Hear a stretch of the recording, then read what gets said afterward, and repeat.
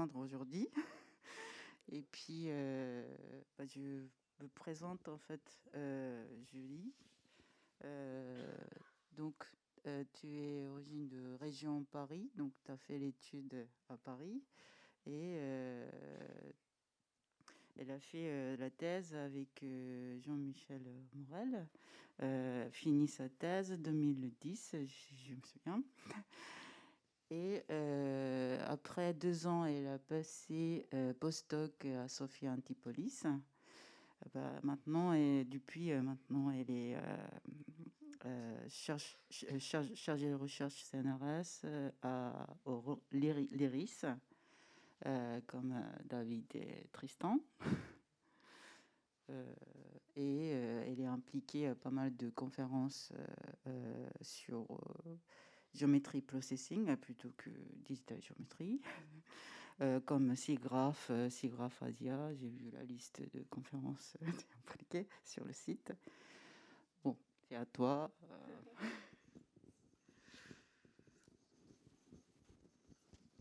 Ok, ça va ouais, ça marche.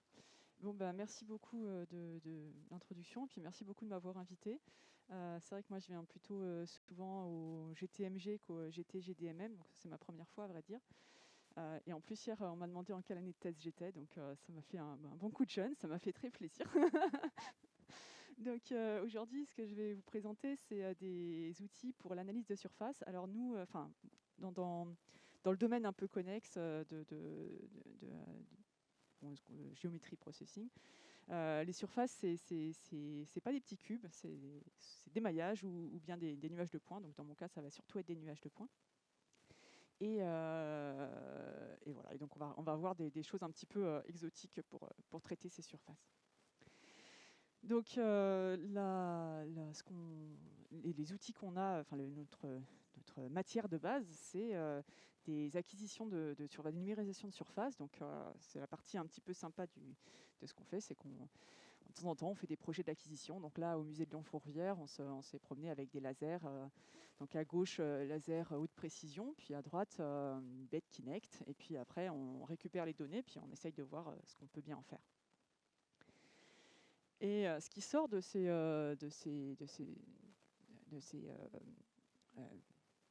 projets d'acquisition, ça ressemble à ça. Donc, selon la qualité du laser, ça va être plus ou moins précis. Et ça peut aller de un petit objet à carrément une ville entière. Donc, à droite, c'est la ville de Brême, numérisée avec des lidars. Donc, vous voyez les positions où les lidars sont posés. C'est les positions, les trous blancs que vous voyez au sol. Et on arrive comme ça à voir les surfaces des bâtiments. Et ce qui va m'intéresser aujourd'hui, c'est comment on fait l'analyse de formes locales, c'est-à-dire qu'on va regarder ce qui se passe vraiment au niveau de petits voisinages et comment on peut se servir de cette information pour déduire des choses sur la forme en général.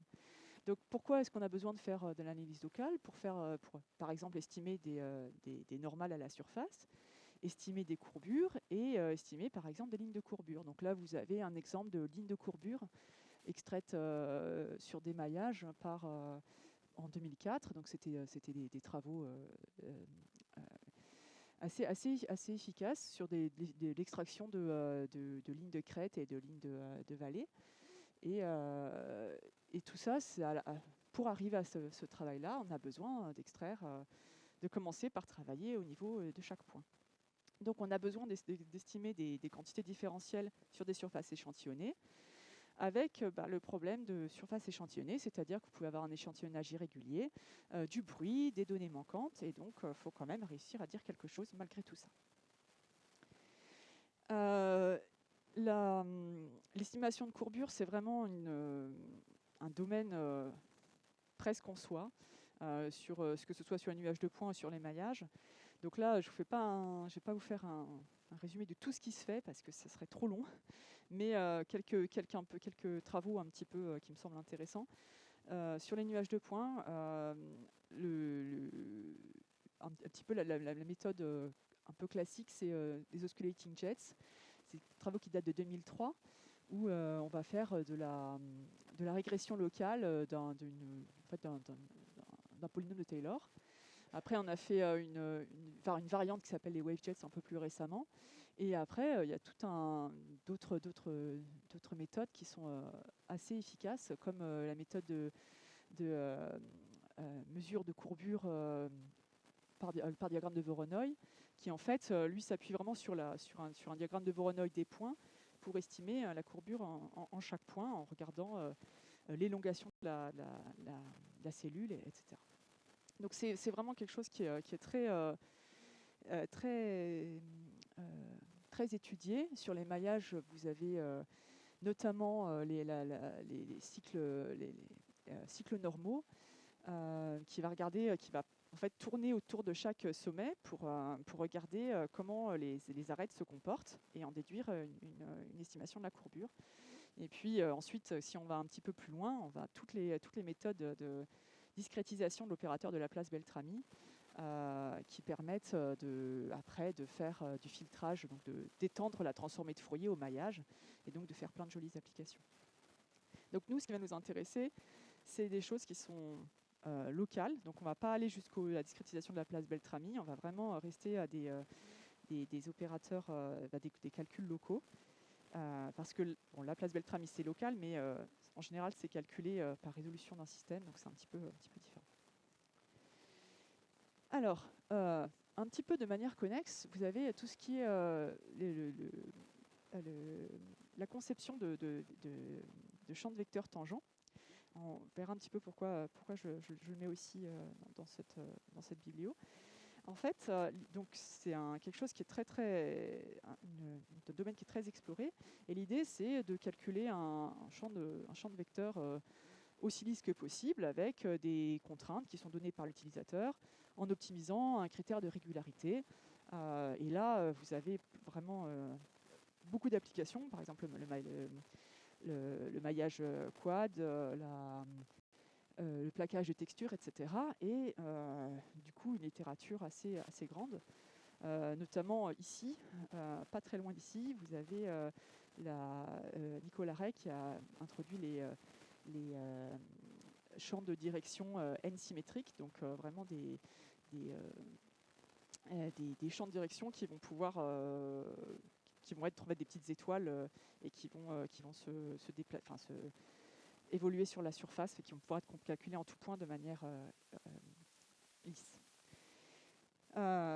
Donc ça permet, ça c'est des méthodes un petit peu plus globales qui permettent de calculer des choses en des points, mais en tenant compte de comment tout ça, enfin de contraintes de contraintes de continuité sur la surface. Donc on a quelque chose d'un petit peu plus global au final.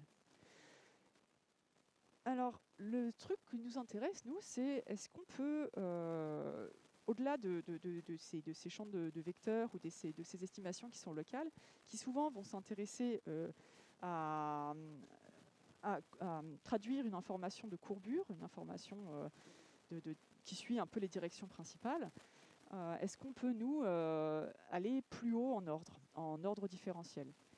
Et ce n'est pas du tout la première fois que des gens se posent cette question, ou essayent un petit peu de s'attaquer à ça.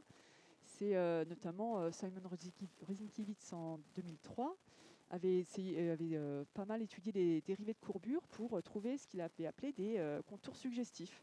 Donc au lieu de trouver des contours type l'arête d'un nez sur un masque ou sur un visage, quelque chose comme ça, lui ce à quoi il s'intéresse, c'est comment les contours sont perçus. Et donc ça va dépendre du point de vue, de comment on regarde la forme. Et pour ça, il avait utilisé et étudié les dérivés de la courbure. Et donc dans ce que je vais essayer de vous montrer aujourd'hui, c'est est-ce que je peux aller au-delà de juste la dérivée de la courbure? Est-ce que je peux définir des directions principales de plus haut ordre différentiel? Et est-ce qu'elles disent quelque chose sur la surface, ces directions? Alors, pour travailler, on va faire un certain nombre d'hypothèses, peut-être un petit peu contraintes, mais bon, on verra qu'on arrive quand même à s'en tirer en pratique. Donc on va supposer que notre échantillonnage, il échantillonne une surface sous-jacente qui va être localement qui peut localement s'exprimer comme un champ de hauteur par rapport à une paramétrisation planaire. Et donc ça, c'est juste la définition d'une surface. Hein. Mais ce que je rajoute, c'est que le rayon de ce voisinage, il doit être fixé. Et ça, c'est très tout de suite, c'est plus contraignant. Et on va supposer que la surface est lisse, et même qu'elle est aussi lisse que ce qu'on peut désirer. Donc ça, c'est complètement, par rapport à des vraies conditions réelles, c'est effectivement un petit peu, un peu trop idéal, on va dire. Et on va aussi avoir des hypothèses sur la discrétisation. On va supposer que chaque... donc on va regarder des voisinages de points, et que chaque voisinage de ces points-là vont contenir eux-mêmes assez de points. En fait, c'est l'idée que vous avez assez de voisins de chaque point pour pouvoir faire des estimations. C'est pareil, en pratique, c'est pas toujours le cas. Et on va aussi supposer que le bruit n'est pas trop fort. C'est-à-dire que si on garde notre fameux rayon R fixé, on va supposer que le bruit reste dans cette boule-là et que ça va pas trop loin. Tout ça, c'est pour pouvoir arriver à faire un petit peu des estimations qui ne soient pas complètement absurdes. Alors, notre représentation de notre surface locale, on va dire que c'est simplement, tout à fait classiquement, un champ de hauteur. Donc, en chaque point, vous pouvez écrire les coordonnées du point, x, y, et une fonction h, qui est une fonction de x, y. Et donc localement, ça veut dire qu'on a un plan de paramétrisation et on exprime notre hauteur par rapport à x et y. Évidemment, on peut tout à fait écrire le développement de Taylor en 0,0, ça se passe très bien. Ça ne mange pas de pain de l'écrire. Et puis, on va essayer de travailler là-dessus. Alors, on a juste besoin de faire un tout petit détour avant d'aller définir nos directions principales. On a besoin de faire un tout petit détour par les tenseurs symétriques. Alors, qu'est-ce que c'est qu'un tenseur symétrique ? C'est un tableau m-dimensionnel d'ordre K. Et la symétrie, ça se généralise des matrices aux tenseurs en disant que pour chaque permutation des indices, eh bien, si vous permutez les indices i, vous retrouvez que le tenseur i, pour les indices permutés, c'est le même que le tenseur p de i. Donc, si vous regardez ce qui se passe pour les matrices de D, c'est vraiment ça. Si vous permutez colonne et ligne, eh ben, vous avez le même TJ égale TJ. Donc, sur les tenseurs donc, de plus haut ordre, ça se généralise comme ça. Si vous avez... donc, nous, on va s'intéresser au cas m égale 2. Et on va dire que si un tenseur deux-dimensionnel peut s'écrire un certain Tx, un certain Y, donc on prend une concaténation de deux tenseurs Tx et Ty, et que si on multiplie du coup T par un vecteur V, ça revient à faire X fois Tx plus Y fois Ty. Donc ça, c'est une opération de multiplication en fait, qui va contracter une dimension. Donc si encore on fait de l'analogie avec les matrices, c'est pareil. Hein, vous multipliez une matrice de 2 par un vecteur de dimension 2, bah, vous retrouvez un vecteur de dimension 2, donc vous avez contracté une dimension. Donc TV, c'est du coup un tenseur symétrique d'ordre K-1. Et on note TV puissance J, le résultat contracté T, J fois. C'est le... Ouais. Attends.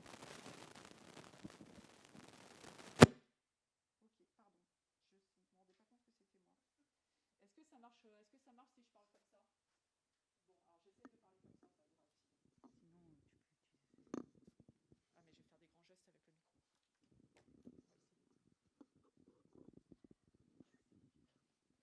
Ça marche? Ok. Ok, ben voilà, ça marchera aussi bien comme ça. Désolée, en fait, je me rendais pas compte que ça venait de moi. Ok. Donc ça, c'est juste là des petites définitions d'un tenseur symétrique. Et c'est quelque chose qui est assez étudié, mais pas du tout en géométrie, plutôt en maths appliquées. Et vous avez notamment quelqu'un qui s'est intéressé à définir, à essayer de généraliser les valeurs propres et les vecteurs propres pour ces tenseurs symétriques. Et il a défini plein de sortes de vecteurs propres et valeurs propres, donc notamment les E vecteurs propres et les E valeurs propres, une des variantes qu'il a définies, et en fait qui sont définis comme une généralisation quand même assez naturelle de ce qu'on a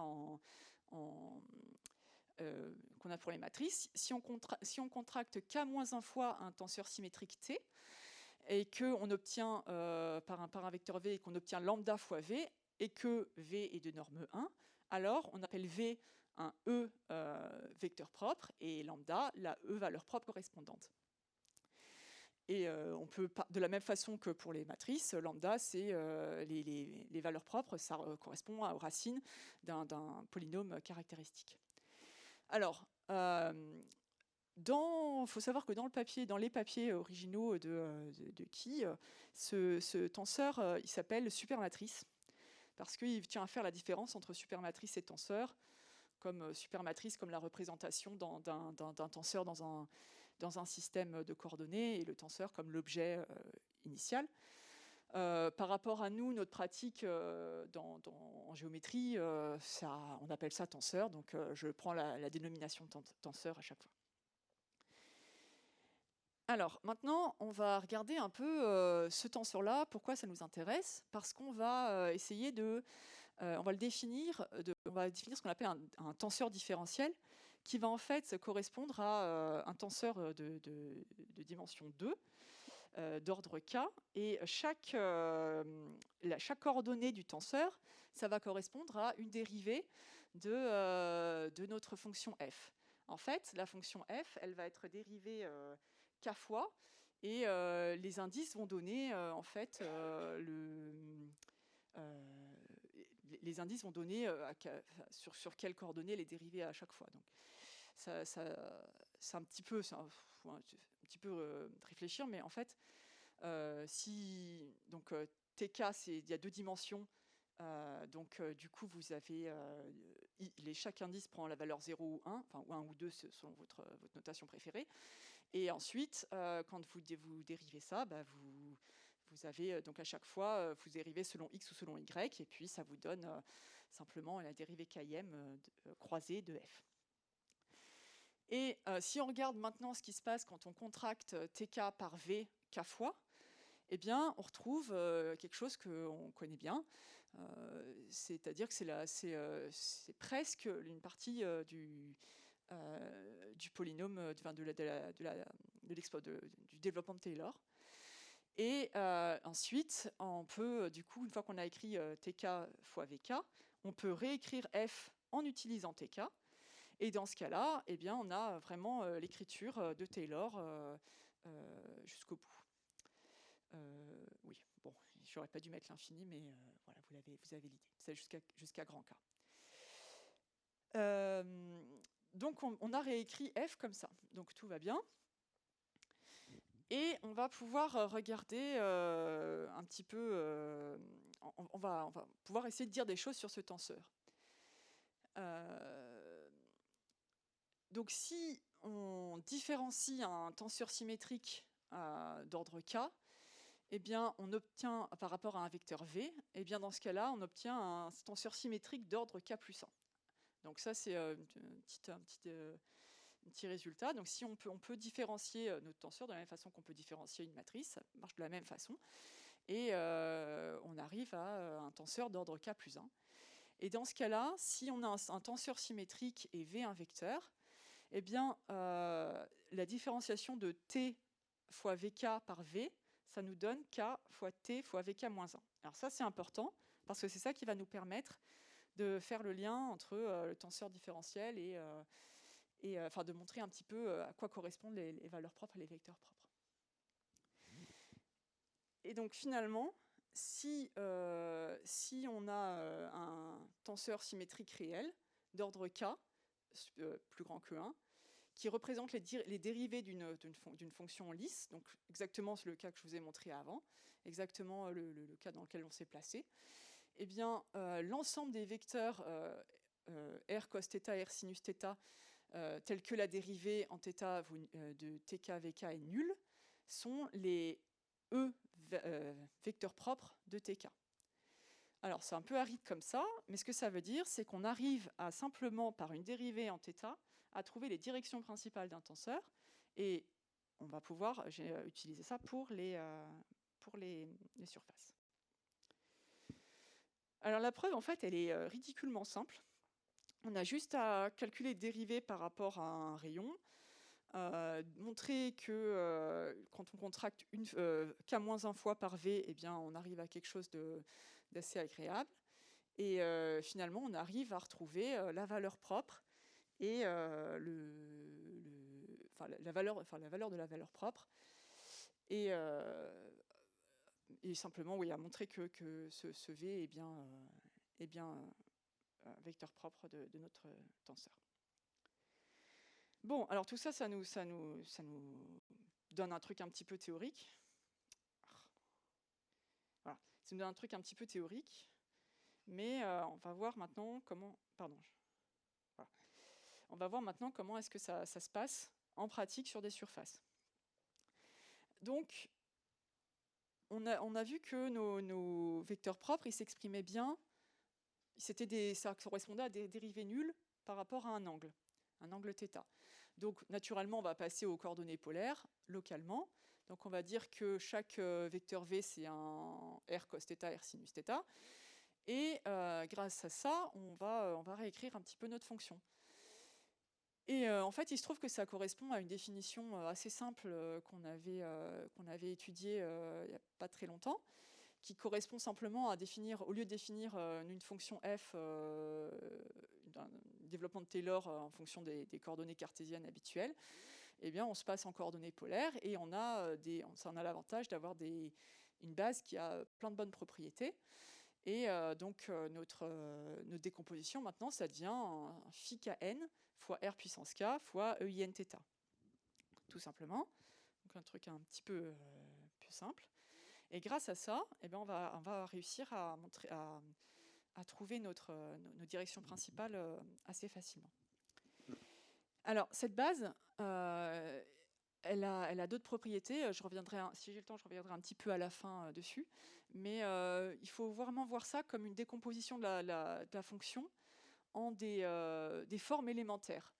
Notamment, donc à chaque fois, vous avez donc la fonction de base, c'est rk fois ein θ. Donc le k, ça correspond à une espèce de notion d'ordre différentiel, et le nθ, ça correspond à une notion de fréquence autour de la normale. Et donc, si vous regardez les fonctions de base à quoi elles correspondent, eh bien, vous avez quelque chose qui est complètement plat si vous avez un ordre 0 et puis pas de variation autour de la normale. B de 0, ça correspond à un ordre 2 selon le rayon et pas de variation autour de la normale, donc un paraboloïde. Si vous avez un ordre 2 différentiel et une fréquence 2, ça veut dire que vous allez avoir 2 maxima, 2 minima, eh bien vous retrouvez la selle de cheval, etc. Vous avez des antisymétries, puis la selle de singe, vous avez des choses un petit peu naturelles qui émergent. Et c'est assez pratique pour décomposer des fonctions. Donc la conséquence de ça, maintenant, c'est que si j'ai exprimé une fonction en termes de r et de θ, simplement en décomposition en wavejets, et ben, donc cette fameuse base que je viens de vous montrer, eh bien, trouver les vecteurs propres et les valeurs propres de cette fonction à n'importe quel ordre, ça revient à regarder la dérivée par rapport à θ d'une somme de phi kn et un θ. Donc quelque chose d'assez... les phi kn, on les a déjà estimés, et finalement, ça se passe assez bien. Et donc finalement, pour n'importe quel ordre k, maintenant, on peut plus simplement limiter à l'ordre 2. Pour n'importe quel ordre, on peut extraire des vecteurs propres du tenseur symétrique d'ordre k.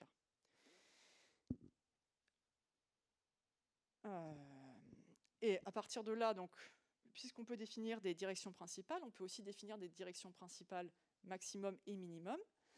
Donc simplement en regardant les valeurs propres qui correspondent. Donc c'est des maximales et des minima locaux d'une certaine fonction. Et on peut lier la valeur propre aux valeurs de la fonction. Du coup, ça se comporte assez bien parce que finalement, trouver des maxima et des minima d'une fonction qui est complètement analytique, ça se fait très très bien. Donc c'est pas du tout un problème de calcul. Et donc maintenant, si on regarde ce qui se passe en pratique, donc voilà, ça c'est les directions de courbure habituelles, donc qu'on retrouve à la fois, qu'on peut retrouver soit par le calcul explicite donc du tenseur de courbure, soit en regardant le tenseur d'ordre 2, et on vérifie bien que les directions principales, elles se comportent, elles sont bien, les directions qu'on a définies, c'est bien une extension des directions de courbure, enfin en tout cas l'ordre 2, ça coïncide. Et maintenant, si on monte un petit peu en ordre, on regarde à l'ordre 3, ce qui se passe, c'est que vous allez avoir une fonction qui va être un petit peu différente, et en fait, vous allez avoir une fonction qui va avoir au plus 3 maxima ou 1 maximum. Et donc selon la géométrie. Donc si vous regardez au milieu du nez, vous allez avoir quelque chose qui va avoir, enfin entre les deux yeux, vous allez avoir quelque chose qui va essayer un peu de retrouver une forme de celle de singe finalement.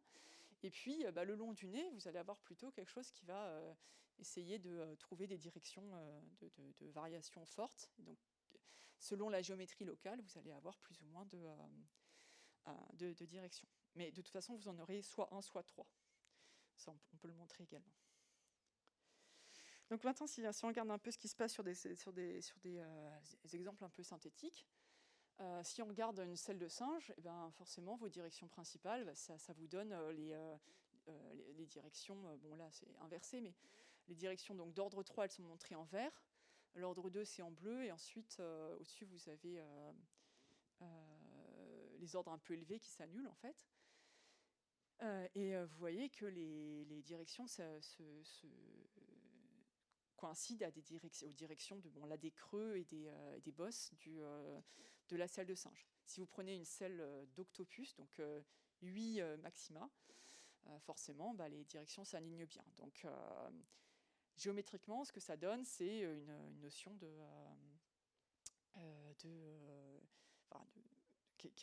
variation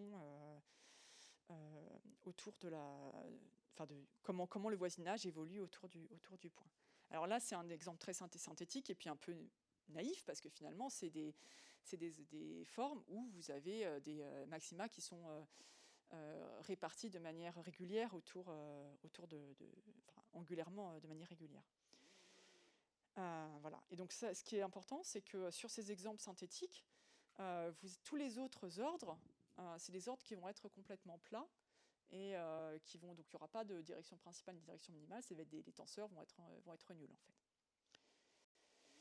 Alors si on regarde un petit peu une surface d'ordre 3 et on essaye de la faire évoluer en modifiant ses coefficients, et on voit que les directions principales, en fait, elles vont vraiment changer de structure. Donc, par exemple, si vous prenez en haut à gauche, vous n'aurez qu'un seul maximum.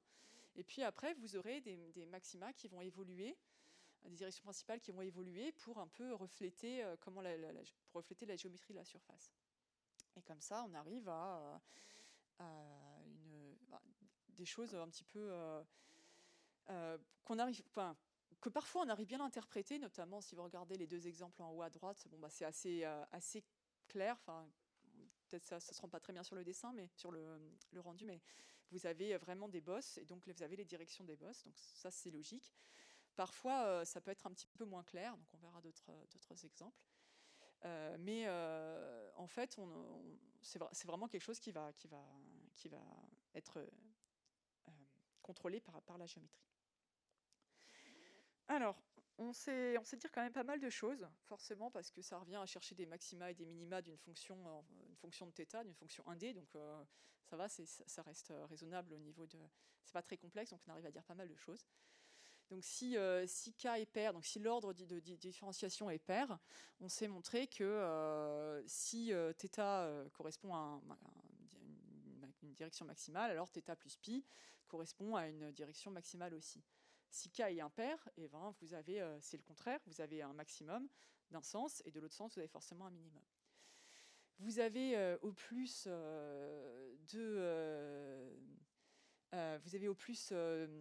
fois k, direction principale d'ordre k. Donc ça vient simplement du fait que c'est les racines d'un polynôme d'ordre de k. Donc, voilà. Et vous avez la régularité par contre. Donc dans les exemples que je vous ai montrés jusqu'à présent, c'était régulier. Mais en fait, c'est régulier seulement si tous les ordres différents seulement sur certaines contraintes de nullité de certains coefficients. Donc c'est pas si simple que ça.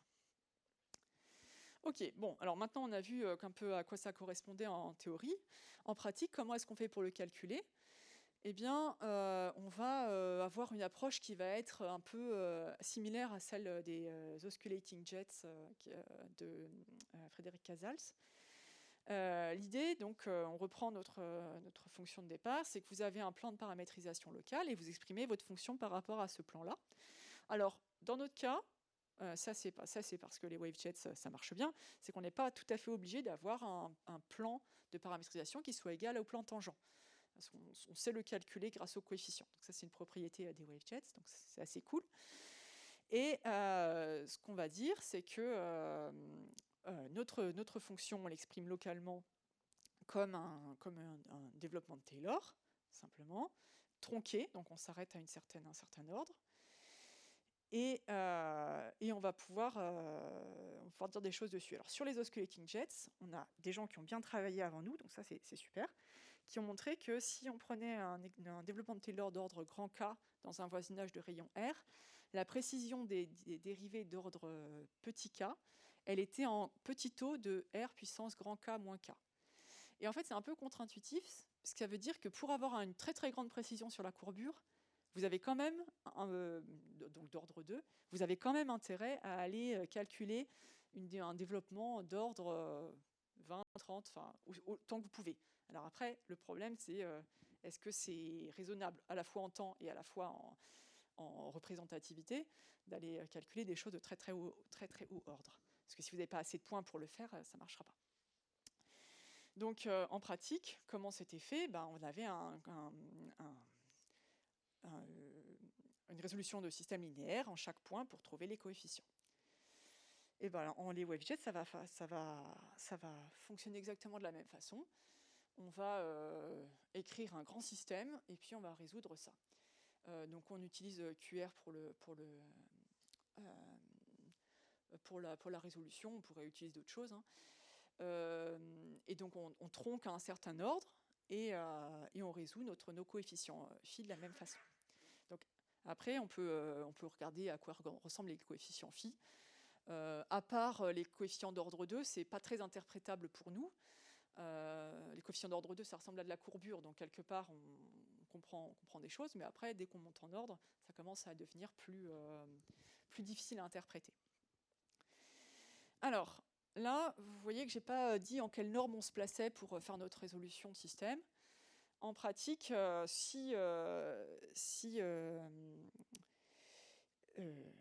vous pouvez faire plusieurs choses pour être sûr d'avoir des expressions un peu stables. Vous pouvez ajouter un poids qui dépend de la distance au voisinage pour essayer d'avoir une estimation plus lisse.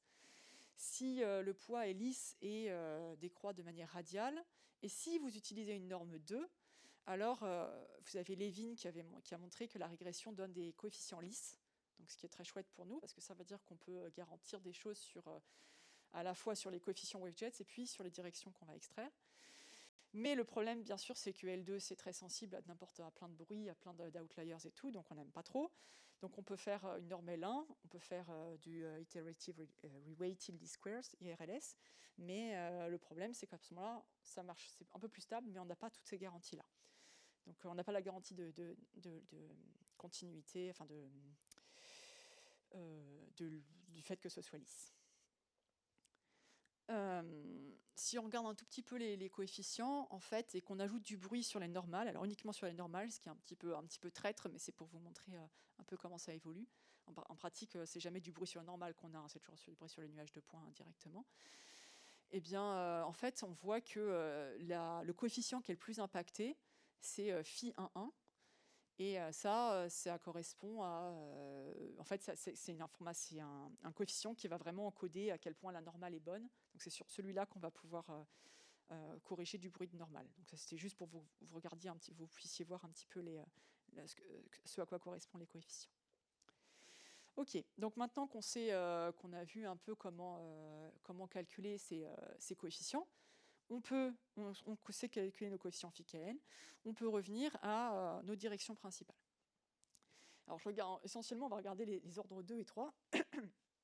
Donc voilà un exemple d'une espèce de jonction en T lisse, parce qu'on veut regarder ce qui se passe dans le cas lisse pour le moment.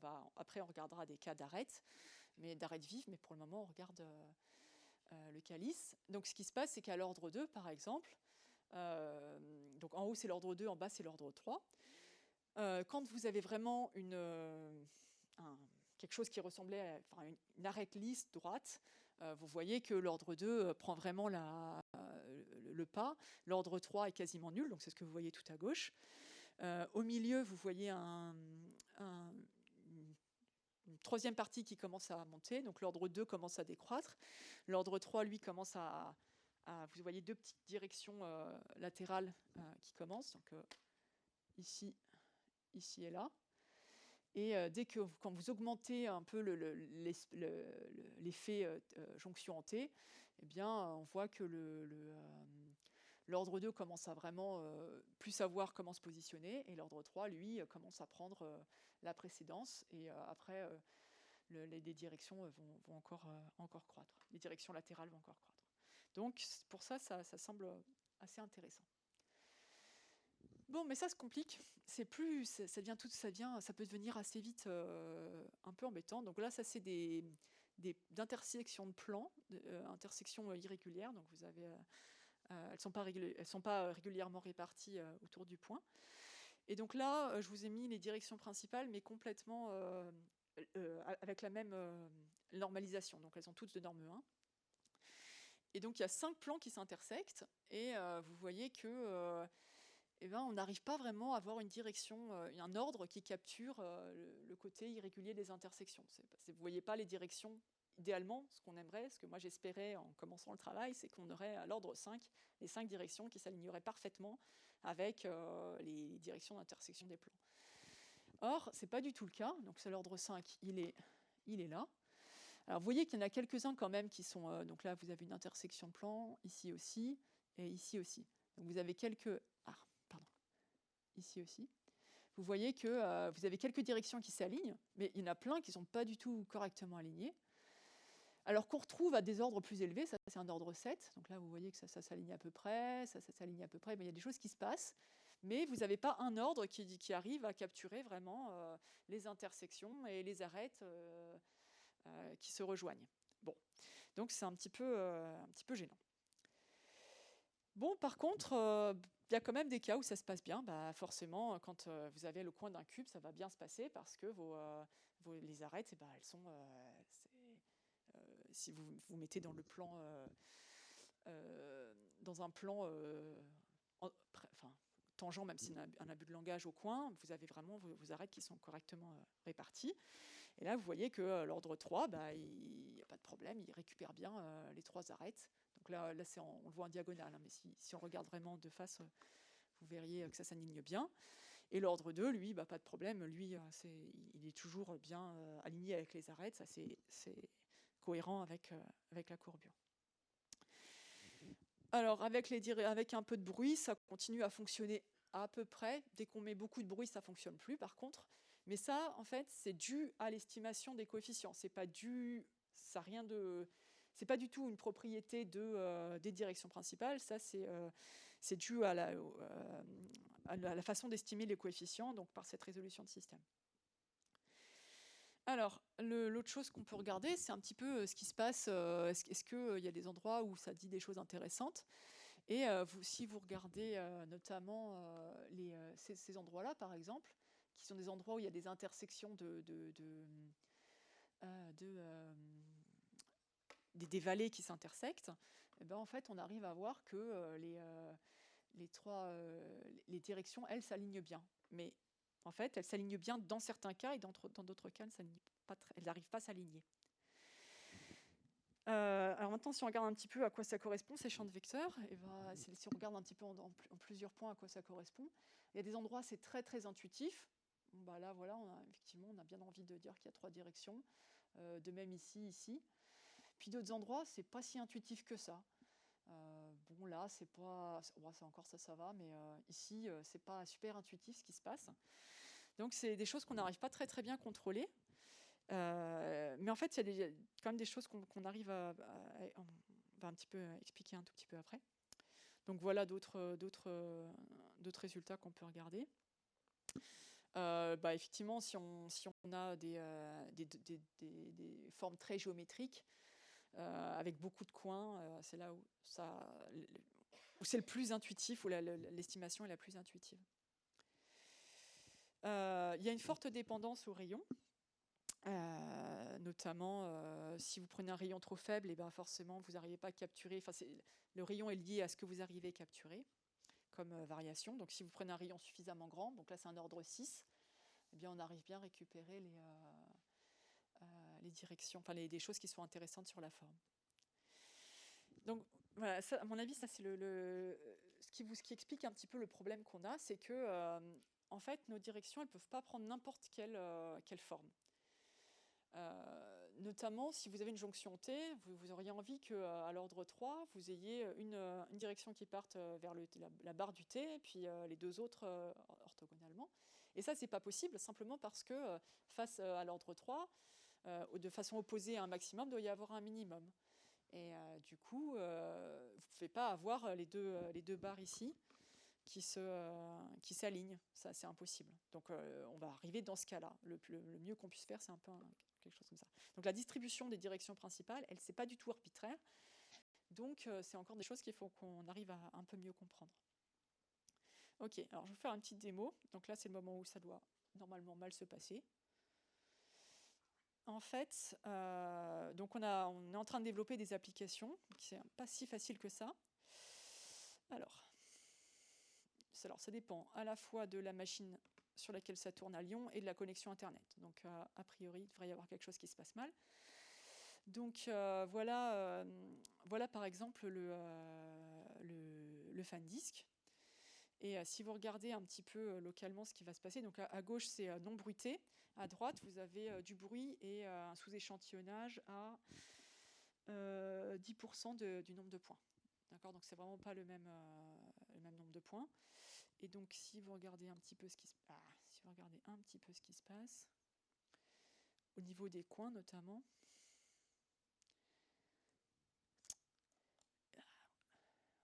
bon, au niveau des coins, je vais y arriver. Bon, alors attendez, on va regarder celui-là, ce sera plus simple. Donc ça, c'est le cube. Donc pareil, avec un sous-échantillonnage. Et donc, alors là, l'ordre 2, on a un petit souci juste dans l'appli, il devrait être nul. Et en fait, il a des valeurs négatives et du coup, il s'affiche quand même. Donc, c'est juste un petit bug qu'on a actuellement, qui va bientôt être réparé.